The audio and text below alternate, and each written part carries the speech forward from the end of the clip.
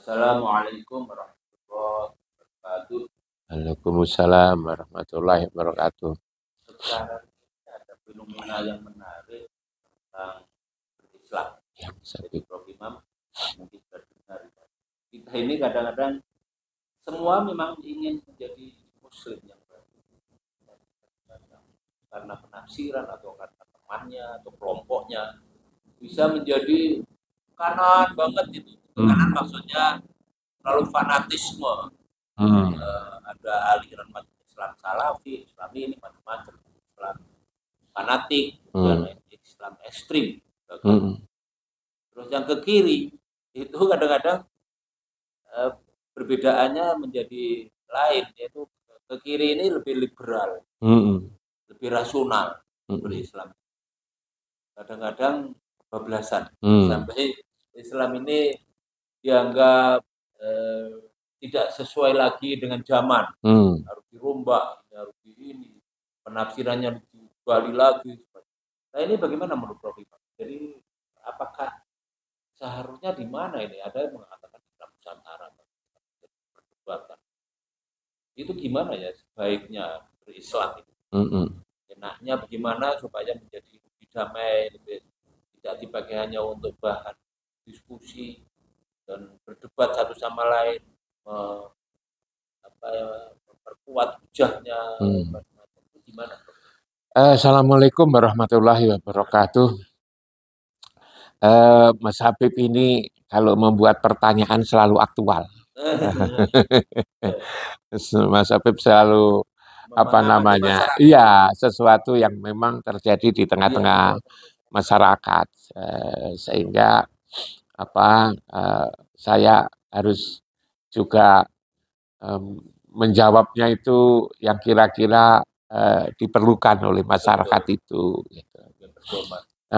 Satu hal yang Mas Habib perlu ketahui bahwa agama ini sudah ditinggal oleh Muhammad Rasulullah itu sudah 14 abad, 14-15 abad, bisa dibayangkan. Dan itu kan Muhammad kan jauh ya, di Madinah, Makkah dan Madinah. Kita kan juga di sini. Yang membawa Islam ke sini itu kan juga bukan orang satu kan. Tadi banyak lah, berbagai macam sumber. Dulu pedagang. Itu jadi sudah 15 abad. Lalu kemudian yang membawa juga beraneka ragam, itu kan. Mereka juga mengatakan yang ini benar, gitu kan. Karena itu sebenarnya Islam itu bisa dikatakan hampir-hampir sudah hilang, Mas Habib, sebetulnya. Memang ada, ya esensinya itu sudah hilang. Kalau saya bandingkan misalnya Mas Habib sekarang umurnya 70 lebih, ya kan. Antara apa yang dialami Mas Habib ketika masih kecil dulu dengan sekarang, itu kan beda. Anak kecil dulu kan seperti Mas Habib bisa narasikan, gambarkan. Nah sekarang anak kecil seperti apa? Jauh berbeda. Jauh berbeda sekali Mas Habib. Padahal Mas Habib itu kan masih ketika lahir sampai wafat, nanti sekarang belum wafat kan. Masih hidup sekarang ini. Itu kan baru kira-kira 60-an tahun. Sudah berubah kayak gini. Apalagi lalu kemudian 14-15 abad Rasulullah itu meninggalkan kita yang lewati berbagai macam era zaman ya sekian banyak ini. Karena itu rasa-rasanya kalau itu terjadi berbagai macam pandangan itu beda. Nah, Mas Habib tadi mengatakan apakah salah tafsir gitu Mas Habib. Nah, tentu ya bukan kok salah begitu Mas Habib. Tetapi risiko daripada menafsirkan itu juga banyak loh Mas Habib. Risiko dari ketika itu berhak menafsirkan. Coba Mas Habib, kalau Mas Habib membaca kitab tafsir, menjapa kitab tafsir 5, nanti kan 5 jenis. Kalau Mas Habib membaca kitab tafsir 10 jenis, nanti juga 10 jenis. Memang ada kesamaan-kesamaan, tetapi tidak menutup kemungkinan ada perbedaan-perbedaan yang luar biasa, karena itu tafsir. Lalu saya nyebut menafsirkan itu adalah ingin berkata atas kata. Tafsir itu kan di situ kan ada ayat-ayat Quran. Lalu kemudian bagaimana memahami kata-kata ini? Sehingga lalu kemudian kita mengata atas kata. Kalau Mas Habib ngomong, lalu kemudian saya berusaha untuk memahami omongan Mas Habib. Berarti saya akan menafsirkan kata-kata Mas Habib. Mungkin orang lain memaknai Mas Habib juga berbeda. Karena berkata atas kata. Lalu bagaimana jalan keluar? Maka saya ngajukan begini. Jangan hanya berkata atas kata, tapi berkata atas benda. Kalau kita itu berkata atas benda, mungkin tidak terlalu banyak beda, Mas Habib. Ini misalnya kursi. Ya kan, ketika ada kata kursi, maka bendanya adalah ini. Ini bunga, itu kan? Itu bentuknya seperti itu, namanya bunga, itu kan? Nah, ini adalah minuman, aqua, air putih, itu kan? Ada barangnya, lalu dikatakan. Maka kalau kita tidak saja menafsir, tapi juga mencari benda yang dikata, mungkin itu bisa menyelesaikan masalah, Mas Habib. Antara kata dengan benda dulu mana, Mas Habib? Kan dulu benda dulu. Baru lalu ada kata. Benda itu dikasih nama, gitu kan? Ini di kursi dinamain kursi, ini bunga. Dulu bunganya, lalu kasih nama bunga, itu kan? Nah, itu meja. Dulu mejanya, mereka ada kata nama, itu meja. Hal yang seperti itu, orang sepakat menamai meja. Barang yang seperti itu namai meja. Karena itu, karena itu maka semua kata mesti ada bendanya. Tapi belum tentu benda punya nama. Kenapa? Karena belum dikasih nama. Anak kita yang baru 1 hari, 2 hari, belum punya nama. Baru kita seminggu dikasih nama. Begitu juga benda-benda yang lain kalau Mas Habib masuk ke hutan. Ada macam-macam benda itu. Belum tentu itu benda itu punya nama, karena memang belum dikasih nama. Tetapi nama pasti ada bendanya. Nama pasti ada bendanya. Pertanyaannya adalah, kitab suci Al-Quran, yang itu 114 surat, yang itu 30 juz, itu benda yang dikatakan itu apa sesungguhnya? Barang yang dibicarakan oleh itu apa sebetulnya itu? Hakikatnya itu apa? Nah, itu kan. Nah, kalau tahu benda yang dibicarakan, maka lalu kemudian tidak akan terjadi banyak perbedaan, tidak banyak berselisih. Kenapa? Karena memang barangnya sudah jelas. Nah, ini saya kira satu hal yang barangkali tidak bisa direnungkan kembali ya sebagai tambahan untuk membantu bagaimana berkata atas kata itu disempurnakan dengan berkata atas benda. Kalau berkata atas benda, maka konkret. Pasti barangnya. Tapi kalau berkata atas kata, lalu kemudian nafsirkan multi tafsir yang sekian banyak ini, Mas Habib. Dari aliran-aliran itu, aliran-aliran berkanya.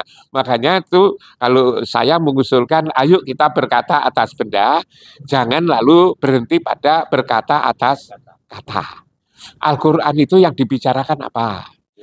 Al-Quran itu kalau kita teliti dalam-dalam, sebetulnya kan membicarakan diri kita, Mas Habib. Diri kita pun juga bukan lalu kemudian kaki kita, tangan kita ya, secara adalah hati, ruhani kita sebetulnya. Bicara tentang diri kita, bicara tentang Rasul, bicara tentang Allah. Itu kan. Lalu kemudian di sana bagaimana menjalin komunikasi antara diri kita, nur hati kita, ruhani kita, dengan Rasul, dengan Allah, bagaimana kita sholat, bagaimana kita puasa, bagaimana kita haji. Sehingga seharusnya orang beragama, orang yang membaca Al-Quran, yang 30 juz itu, ya kan, apalagi berulang-ulang, maka akan tahu siapa dirinya itu. Menjadi aneh kalau membaca Quran 130 juz, 114 surat, berkali-kali, tapi dirinya sendiri tidak paham. Padahal orang yang tidak bagus itu, Mas Habib, adalah orang yang tidak tahu dirinya sendiri. Yang disebut dengan orang yang tidak tahu diri. Orang yang tidak tahu diri itu kan jelek ya. Gitu kan? Kasus-kasus penyimpangan-penyimpangan di negeri ini sebetulnya karena tidak tahu diri. Dia sudah menjadi pemimpin kok tidak tahu diri bahwa dia seorang pemimpin. Dia menjadi direktur, dia menjadi rektor, dia tidak tahu bahwa dirinya itu rektor. Dia itu sudah menjadi gubernur, wali kota, bupati, menjadi menteri, kok lalu kemudian tidak tahu diri. Tidak tahu bahwa dirinya menteri. Nah ini kan celaka sebetulnya itu. Nah mestinya orang belajar agama, membaca agama, membaca Al-Quran, membaca apa namanya itu yang berkali-kali itu mengerti kamu ini siapa. Orang kalau tahu dirinya siapa, tahu lalu kemudian Rasulnya siapa, dia tahu Tuhannya, maka tidak akan berbuat kayak begitu itu Mas Habib itu. Itu yang pertama yang saya ngomentari Mas Habib soal apa namanya penafsiran tadi. Maka saya pikiran saya jangan sebatas menafsir. Ya silakanlah sekarang sudah banyak tafsir. Tapi cobalah dilengkapi. Benda apa yang dibicarakan di dalam kitab suci ini, hakikatnya apa. Kalau tahu bendanya, maka orang tidak berselisih, Mas Habib. Sama dengan kita tidak akan berselisih tentang kursi ini apa, bunga ini apa, ini apa. Nah, lalu kemudian Mas Habib tadi tanya, kenapa kok lalu terjadi ada kelompok kanan, kelompok timur? Memang sulit sekali Mas Habib. Itu dijelaskan, itu sejak dulu, sejak zaman setelah Rasulullah itu kan sudah terjadi kayak begitu.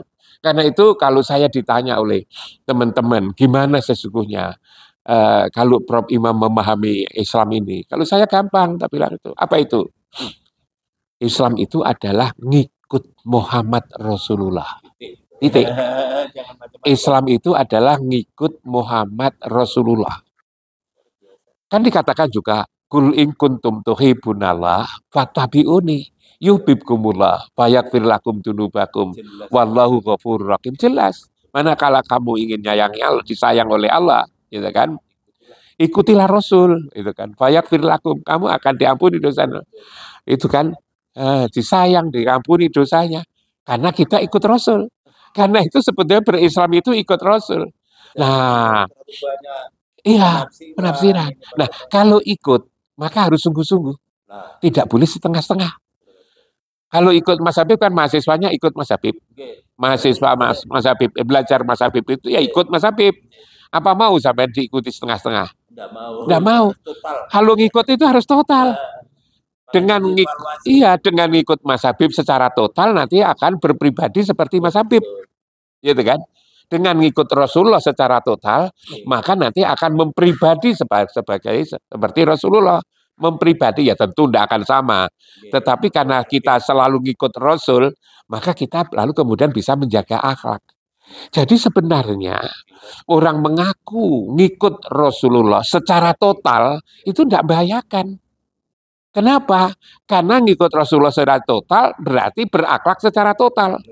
Menghargai orang, kasih sayang, sabar, menghindari konflik, tidak mementingkan diri sendiri, peduli kepada orang lain, mengkasih sayang kepada siapapun, dari berbagai suku, berbagai agama pun juga begitu kan? Rasulullah kan juga begitu. Ada orang buta yang di pasar itu kan, lalu kemudian sehari-hari kan dikasih makan. Padahal Rasulullah tahu bahwa orang buta itu adalah orang bukan Islam, tapi dikasih makan. Nah, kalau kita ikut Rasulullah seharusnya kita kan tidak boleh lalu kemudian menumpuk-numpuk harta yang tahu bahwa itu harta itu tidak ada gunanya kan itu kan.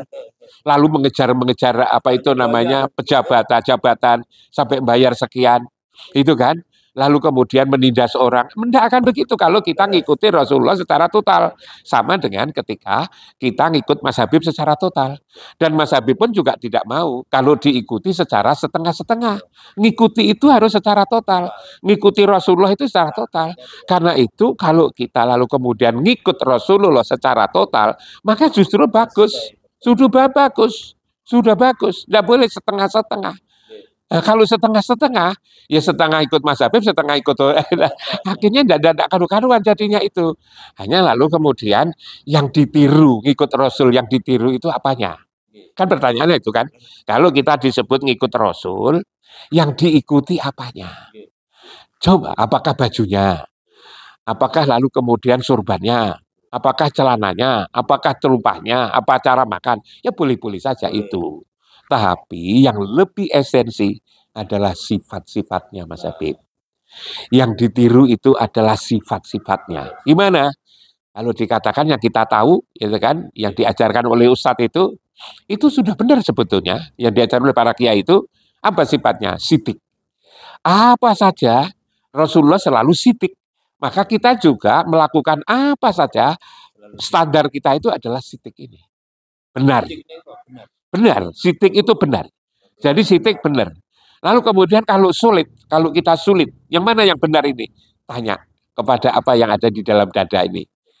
Rohani, nurani kita itu akan jawab.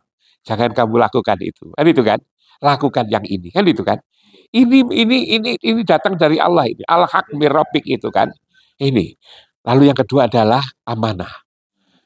Bisa dipercaya. Jadi kita ini kan sifat Rasulullah kan menjadi Islam. Cirinya apa? Benar. Yang kedua bisa dipercaya, amanah. Jadi lurah, jadi RT, jadi camat, jadi bupati, jadi gubernur, jadi orang tua, jadi suami, jadi istri, jadi pembantu, jadi buruh, jadi kuli, amanah. Problem kita ini kan karena tidak ada amanah. Yang kapan Pak Habib mengatakan bahwa ada perlu pengawasan, ada perlu internal, ada pengawas BPK, ada Inspektorat Jenderal, ada polisi, ada kejaksaan, ada BPK, ada KPK. Itu sebetulnya karena manusia tidak amanah ini dan biayanya begitu mahal. Nah, kenapakah Islam agar amanah?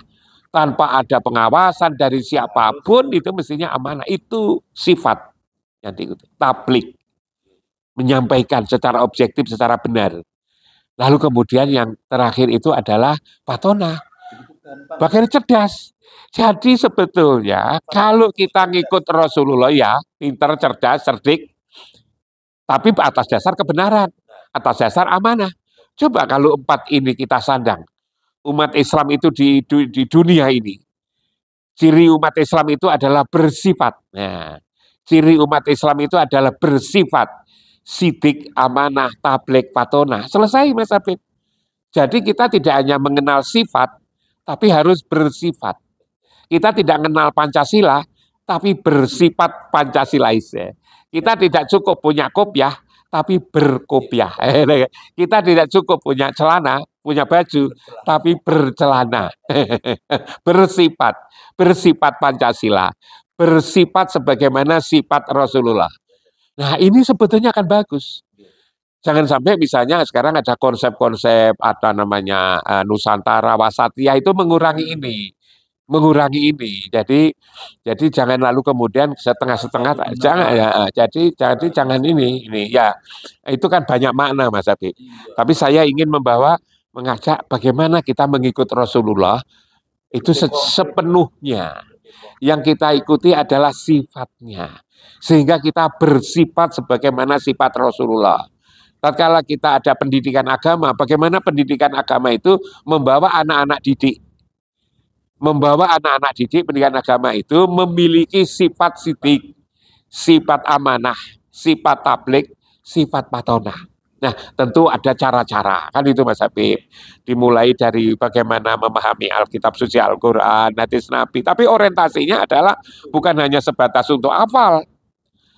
Lalu dilombakan hafalannya. Ya boleh diambalkan, tetapi bagaimana anak-anak kita itu menjadi bersifat. Nah, disitulah kalau ahli pendidikan mengatakan harus ada yang contoh, harus ada lingkungan. Nah, di sini pendidikan agama menjadi sangat bagus. Kalau bangsa ini lewat pendidikan agama benar-benar menjadi sidik, amanah, tabligh, dan patona, dan Indonesia ini menjadi murah. Hidup ini akan menjadi murah kalau sifat-sifat kerasulan ini ada pada bangsa ini. Tidak lalu kemudian sibuk ngurusi yang namanya pengawasan melekat, pengawasan internal, pengawasan eksternal, BPK, BPKP, pengadilan, tidak berfungsi juga. Jadi ini Mas Habib, Islam menurut saya itu adalah Islam yang gampangnya dibuat gampang adalah ikut Rasul. Yang diikuti apa? Yang diikuti adalah sifatnya. Nah, tentu agar bersifat itu harus sholat, Karena nyambung kan, sholat itu nyambung. Lalu harus puasa, harus zakat, harus haji, harus banyak ingat. Nah, di situ. Itu sebetulnya. Yang intinya itu adalah bagaimana kita berislam adalah bagaimana kita bersifat sebagaimana sifat Rasulullah. Saya kira itu Mas Habib. Ya, nanti tidak akan terjadi itu kalau orang itu lalu sudah bersifat sebagaimana sifat Rasulullah itu. Kalau tidak merasa benar, kalau orang lain kafir-kafirkan. Tidak boleh. Muhammad tidak mengkafir-kafirkan kan itu kan. Muhammad juga tidak membangun pertengkaran, permusuhan. Bagaimana Islam itu menjadi damai. Nah itu. Matur nuwun sangat penonton sekalian, coba kita renungkan semua pemaparan dari supaya kita tidak hanya